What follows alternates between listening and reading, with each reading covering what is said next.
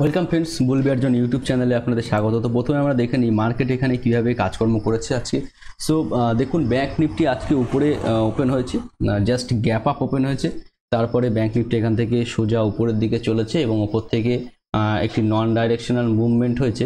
তারপরে bank Nifty কিন্তু আপনার পুরো একটা শুট আপ করে বন্ধ হয়েছে, সেটা আমি 15 মিনিট চার্টে দেখাবো। এবং দেখুন, কালকে যে হ্যামার তৈরি করেছিল সেটা ফেল হওয়ার ফলেই কিন্তু আজকে এরকম ধরনের কভার এসছে এবং মার্কেট উপরের দিকে গেছে। সো এরপর আমরা কি করতে পারি, দেখুন এরপরে দুটো রেজিস্ট্যান্স জায়গা রয়েছে। সেটা হলো এই এরিয়াটা, যেটি কিনা 47,000-এর লেভেল, আর নিচে রয়েছে এই এরিয়াটা যেটি কিনা 46,600 লেভেল। সো এই দুটো লেভেল যখনই ব্রেক করবে, বিশেষ করে ডাউন সাইডে যদি ব্রেক করে, তাহলে কিন্তু বড়সড় মুভমেন্ট আমরা নিচের দিকে পেতে পারি। যেহেতু মার্কেট বুলিশ আছে এবং কন্ট্রা ট্রেডে কিন্তু মার্কেটে যথেষ্ট মুভমেন্ট ফাস্ট হবে এবং নিচের দিকে হতে পারে, এবং আপ সাইডে মুভমেন্টও যথেষ্ট হবে, কারণ কি এইসব এরিয়াতে সেলাররা আছে। এবং আমরা এই যে ক্যান্ডেলটি আছে 47,200, এর উপরে একবার পজিটিভ হওয়ার চেষ্টা করব। এখান থেকে যতটা পজিটিভ পাবো, নয়তো আমাদের স্টপ লস নিয়ে কিন্তু আমরা বেরিয়ে আসবো। সো আমাদের এই হলো প্ল্যান আছে, এটাই অনুযায়ী কিন্তু আমাদের কাজকর্ম করতে হবে। সো আমার চ্যানেল যারা দেখেন তার জন্য আমি বলবো যে এই যে রেজিস্ট্যান্স এরিয়া আছে 47,000-এর এরিয়া, এই এরিয়াটাকে লক্ষ্য করুন। এর উপরে কিন্তু একটি স্ট্রং ক্যান্ডেলের ক্লোজ চাই, 15 মিনিট, 5 মিনিট বা 3 মিনিট, আপনি যেটা চান। আর এখানে 46,600 লেভেল যেটা আছে, এর নিচে একটি ক্লোজ চাই। এই ক্লোজ যদি যে কোনো একটা পেয়ে যায়, তাহলে কিন্তু বড় সড়ো বিগ র্যালি, 1000 পয়েন্ট, 500 পয়েন্ট, 500 থেকে 1000 পয়েন্টের র্যালি, ওয়েবসাইটেও তাই 500 থেকে 1000 পয়েন্টের র্যালি, এবং সেক্ষেত্রে আমাদের 47,200 লেভেলও ট্রিগার হয়ে যাবে। তো সেই সঙ্গে কিন্তু আমরা যে 47,800 লেভেল, এই লেভেলটা কিন্তু টাচ করার জন্য মার্কেট চেষ্টা করতে পারে। সো সেই অনুযায়ী কিন্তু আমাদের ট্রেডিং প্ল্যান হতে পারে 47,200 বা এই যে 47,000 তার উপরে ক্লোজিং, এবং 46,600-এর উপরে নিচে ক্লোজিং। সো এই দুটো কিন্তু এখানে হওয়ার প্রয়োজন আছে। এবং 15 মিনিট চার্টে আমরা দেখে নিই আজকে মার্কেট কীভাবে মুভমেন্ট করেছে। তো দেখুন, মার্কেটে আজকে যথেষ্ট মানে ভোলাটাইল এবং মোমেন্ট ছিল। সো দেখুন, মার্কেট উপরে ওপেন হয়েছে এবং উপরে ওপেন হয়ে শার্পলি উপরের দিকে গেছে। তারপরে মার্কেট এখানে যথেষ্ট ফাইট হয়েছে বুল বিয়ারের। তারপরে মার্কেট অ্যাকচুয়ালি এটা একটা সাইডওয়েজ মুভমেন্টই বলা যায়। এখানে কিন্তু অনেক মানুষের পয়সা কালকের মতোই লুজ হয়েছে। কালকে মার্কেট যদিও ডাইরেকশন এসছে, মার্কেট একবার উপরে একবার নিচে, একবার করে মার্কেটে কিন্তু কালকে তেমন কোনো মুভ হয়নি। আজকেও এক্স্যাক্টলি তাই হয়েছে, মার্কেটে কিন্তু বিশেষ মুভমেন্ট হয়নি। মার্কেট জাস্ট উপরে গেছে, তারপরে সাইডওয়েজ হয়েছে। এবং মার্কেটে দেখুন এই জায়গাটাতে এসে দুটো ক্যান্ডেল কিন্তু যথেষ্ট পরিমাণে বড়সড় মুভমেন্ট দিয়েছে।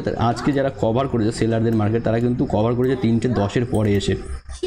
সো আমি যদি 5 মিনিট চার্ট দেখি, সো তারা কভার কিন্তু করেছে একদম শেষে এসে, সেই জন্য মার্কেটে এরকম ধরনের একটি শুট আপ হয়েছে। দেখুন, এখানে 3:05, এখানে 3:10। তো 3:10 থেকে তারা কভার আপ করা শুরু করেছে, এবং এখান থেকে মার্কেটে বাইং জোন শুরু হয়েছে। এখান থেকে মার্কেটে কিন্তু বাইং জোন শুরু হয়েছে, মার্কেট উপরে গেছে, তারপরে কিন্তু আবার সেল আপ এসছে।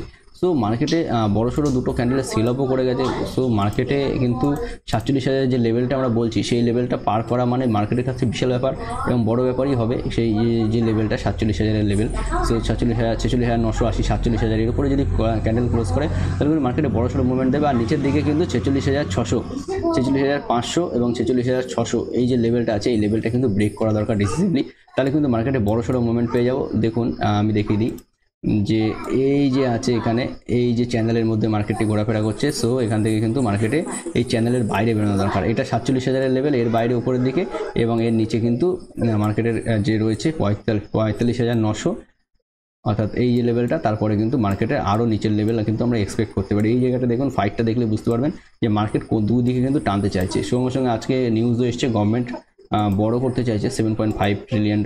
সো সেক্ষেত্রে মার্কেটে সেটা কাজে দিতে পারে সেই পরিমাণ পয়সা। সো আমরা যদি দেখে নিই, নিফটি কিন্তু আজকে যথেষ্ট ভালো মুভমেন্ট করেছে, এবং নিফটির ক্ষেত্রে মার্কেট যথেষ্ট আপ ট্রেন্ডে ছিল, এবং নিফটির ক্ষেত্রে ব্যাংক নিফটির মতো সাইডওয়েজ হয়নি। নিফটি কিন্তু জাস্ট উপরের দিকে আরও আপসাইড করে মার্কেট লাস্ট টাইমে পতন হয়েছে, এবং তারপরে কভার আপ র্যালি এসছে। সো নিফটির ক্ষেত্রে যদি ডেইলি চ্যানেলে দেখি, তো নিফটি 22,000-এর লেভেল হোল্ড করছে। যতক্ষণ পরে 22,000-এর লেভেল নিফটি হোল্ড করছে, ততক্ষণ কিন্তু নিফটিতে পজিটিভিটি আছে, এবং নিফটি যথেষ্ট এখানে পজিটিভ ক্যান্ডেল তৈরি করেছে। সো নিফটির ক্ষেত্রে নেগেটিভ আমরা তখনই হব যদি এখান থেকে ব্রেকডাউন হয় নিফটির ক্ষেত্রে। সো আমি দেখে দিই, এই যে লেভেলটি আছে 50 EMA এবং যে জাংশন এরিয়া, এই এরিয়াটা যদি নিফটির ক্ষেত্রে নিচের দিকে ডাউন সাইড করে, আমি এক্স্যাক্টলি বলে দিচ্ছি 21,940, এক্স্যাক্ট ফিগার 21,940, এবং আপসাইডে 22,200। এই দুটো লেভেল ক্রস করলে কিন্তু নিফটি উপরে চলে যাবে, নিফটির ক্ষেত্রেও মার্কেট উপরে চলে যাবে এবং নিফটির ক্ষেত্রে মার্কেট নিচে চলে আসবে। সো এই দুটো লেভেল কিন্তু ক্রুশিয়াল লেভেল, এর মধ্যে ট্রেডিং করা যাবে না এবং ট্রেডিংয়ের প্ল্যান কোনো নেই। এর উপরে যখন মার্কেট ক্লোজ করা শুরু করবে, মার্কেট কিন্তু হাই, অল টাইম হাই যেটা আছে একে কিন্তু ক্রস করে যেতে পারে এবং মার্কেটের ক্ষেত্রে কোনো নেগেটিভিটি কাজ করবে না। এবং নিচের দিকে 21,940, 21,900 এই লেভেলটা ক্রস করার সঙ্গে সঙ্গে কিন্তু মার্কেট এই যে সাপোর্ট জোন আছে এটাকে কিন্তু আর সাপোর্ট করবে না, মার্কেট কিন্তু সোজা চলে আসবে এই লেভেলটার জন্য, অর্থাৎ 21,400-র কাছাকাছি এবং নিচের লেভেল 21,000-এর কাছাকাছি। সো এই দুটো লেভেলের জন্য মার্কেট কিন্তু ট্রাই একবার করবে এবং এখান থেকে কিন্তু মার্কেট নিচের দিকে আসতে পারে। সো সেই অনুযায়ী কিন্তু আমাদের ট্রেডিং করা উচিত। সুতরাং এই লেভেলটা ক্রুশিয়াল হবে, এই লেভেল ব্রেক যদি হয়ে যায় কখনো, তারপর কিন্তু মার্কেটে ভায়োলেন্ট মুভ আসবে। সুতরাং রেডি থাকবেন যে এই লেভেল ব্রেক হলে কিন্তু মার্কেটে অনেক বেশি ইজি হয়ে যাবে আমাদের পক্ষে। মার্কেট যতটা কঠিনভাবে উপরে যাবে, মার্কেট কিন্তু এই লেভেলটা ব্রেক করার সঙ্গে সঙ্গে ইজিভাবে নিচের দিকে আসবে। সো ইজি মানি পাওয়ার জন্য মার্কেটের এই লেভেলটাকে ব্রেক করা খুব দরকার, 21,927 বা 21,940 লেভেল। সো আমরা চলে যাই আমাদের ডিক্সি লেভেলে। ডিক্সি কী বলছে দেখুন। ডিক্সির ক্ষেত্রে এখানে আবার 104 টাচ করার জন্য ডিক্সি যাচ্ছে। সো ডিক্সির ক্ষেত্রে এখানে মার্কেট যথেষ্ট নরম পতনের কারণ দেখাচ্ছে এবং যেটা ডলার ইন্ডেক্সের ক্ষেত্রে দেখাচ্ছে, ডলার ইন্ডেক্স কিন্তু কালকে এই লেভেলেই ক্লোজ হয়েছে। সো ডলার ইন্ডেক্সের তেমন কোনো ভূমিকা এখানে নেই। ডলার ইন্ডেক্স উপরের দিকে শুট আপ করেছে, উপর দিক থেকে হ্যামারিং করা হচ্ছে। সো যেহেতু মার্কেটে বড়াইং হচ্ছে ডলার রুপি, সেক্ষেত্রে কিন্তু বাড়তে পারে। সো এক্ষেত্রে আমরা দেখে নিই এইচডিএফসি ব্যাঙ্ক কালকে 15-19 টাকা মতো নিচের দিকে গেছিলো।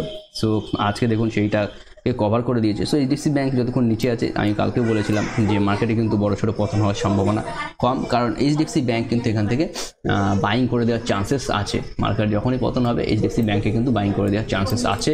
তো সেক্ষেত্রে কিন্তু মার্কেট এখানে টিকে যেতে পারে। একমাত্র একটা ব্যাঙ্ক এখানে উপরে আছে, সেটা হলো আইসিআইসিআই ব্যাঙ্ক এবং ডোজি তৈরি করা শুরু করেছে।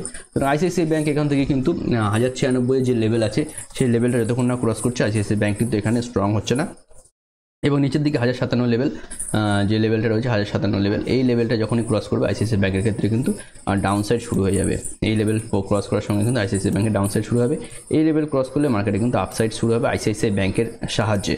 এবং এখানে এইচডিএফসি ব্যাঙ্কের যে ভূমিকা রয়েছে সেটা কিন্তু যথেষ্ট পজিটিভ রয়েছে, সেই জন্য কিন্তু মার্কেটে বিশেষ কোনো ফল আসছে না। এবং যারা বিয়ার আছেন তারা কিন্তু এখানে এক প্রকার ট্র্যাপ হওয়ার মতোই কন্ডিশনে আছেন। এবং দেখুন এই এসবিআই ব্যাঙ্কের ক্ষেত্রে, সো এসবিআইয়ের ক্ষেত্রে এম প্যাটার্নের পরে আবার এখান থেকে যে প্যাটার্ন ব্রেক হয়ে প্যাটার্ন ঘুরে চলে আসছে, এটা কিন্তু এসবিআইয়ের ক্ষেত্রে আরও ডাউনসাইড করার জন্য যথেষ্ট সুবিধাজনক জায়গায় রয়েছে। সো এসবিআইয়ের ক্ষেত্রে কিন্তু মার্কেট নিচে আসতে পারে। সো অ্যাক্সিস ব্যাঙ্ক এখানে আজকে যেটা মুভমেন্ট করেছে, অ্যাক্সিস ব্যাঙ্ক কিন্তু এখানে পজিটিভলি মুভমেন্ট করেছে।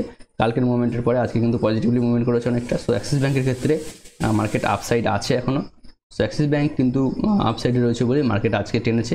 কোটাক ব্যাঙ্ক আপসাইডে রয়েছে এবং পাঞ্জাব ব্যাঙ্কের ক্ষেত্রে আমরা যেটা দেখতে পাচ্ছি